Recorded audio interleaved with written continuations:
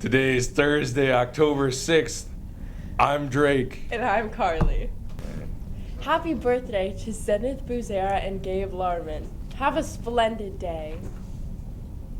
The Spanish Club is hosting its annual Salsa Taste Off after school on Wednesday, October 12th in room 203. Sample numerous salsas and vote on your favorite mild, medium, hot, and flavored. Bring in the winner and receive a prize. The cost is $5 per person plus 1 jar of salsa. All are welcome to participate. Please stop in or contact Senora and sign up in advance. Do you have a preschool-aged family member, neighbor, or child you babysit for? Applications are now being accepted for Wheeler High School's 2022 to 2023 preschool program. Wheeler High School Bearcat Preschool is beginning again during the second trimester of Advanced Child Development class. For more information, please contact Mrs. Woods. Every Monday and Wednesday, math tutoring is offered from 2:50 to 3:30 p.m. in room 210. Now over to Jalen with the sports report. Yay.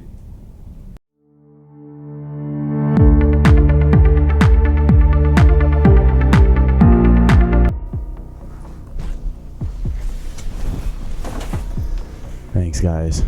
As you know, tomorrow night is senior night for the boys football team. Well, we only have one football team, so obviously it's the boys football team, but it's whatever. It's our last home game of the season. Sorry I'm really quiet. I don't know, man. There's something out there, dude. I don't know. Well, I guess it's back to you guys, all right? Be safe.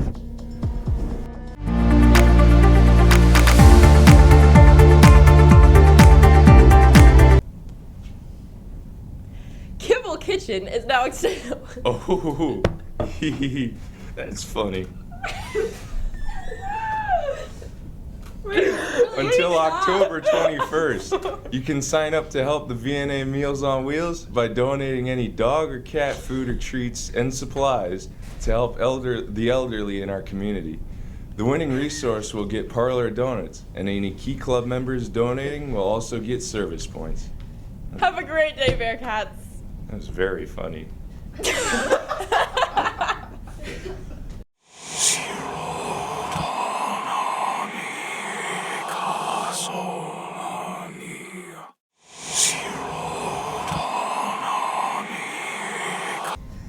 Hello, I'm Mrs. Mills, and this is a spooky thing that happened to me once. I used to be super paranoid about people hiding in the back of my car. It's just a real great personality trait of mine. And I worked very late nights at a restaurant, and so I would get out at like 2, 3 a.m., and I would always check my trunk. And all of the kitchen staff would be out doing their after-work cigarette, and they would always make fun of me. And I just always said, I have to know if somebody's in my back seat before I drive home. It's really late. We're kind of in a sketchy area of town that just feels like something could happen. So this is something that I've just kind of constantly lived with that fear for a long time. And one morning I was leaving my home with my two of my kids were there, and they were very young. And I went out and I had to get the car seat out of my husband's Honda. He would walk to work because we live very close to the school that he taught at.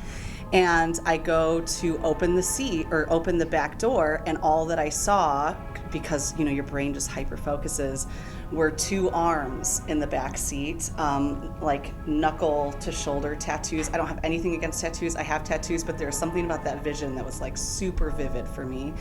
I have my 2 kids, so I make an ungodly sound. I grab my kids, I cross the street, I called 911. I can't decide if I overreacted or not, but I did call 911 because in my town there is some problems that you don't know how someone's going to react, and how did they end up in my car anyway. So call 911, they send someone. I call my husband at his school, the poor receptionist who answers. I am hysterical at this point.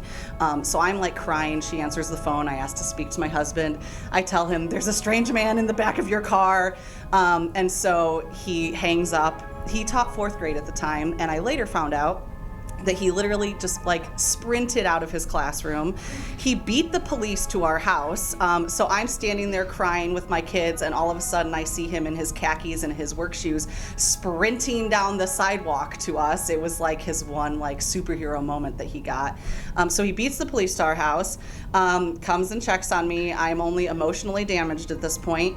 And then he tries to like cross the street to approach this person, and I stop him because we don't know if they are delusional, if there's something going on.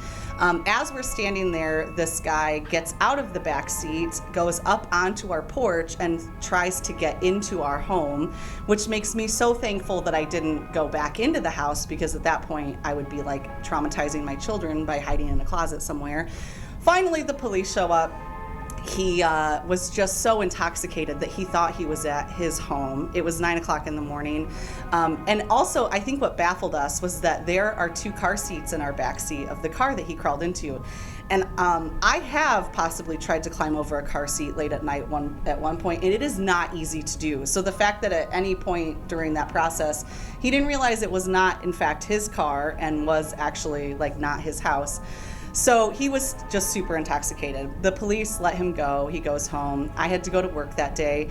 And 2 parts of me going back to work. One, I got a call from my husband that this man had returned to our home with a beer in his hand to apologize and to ask if we had found his keys in the back seat, to which we just said, expletive words that can't be repeated here. But and then when I walked into work that day, I did tell every single kitchen person there that they will walk me to my car whenever I ask from here on out, and they will no longer laugh at me when I am a little paranoid about people being in the back seat.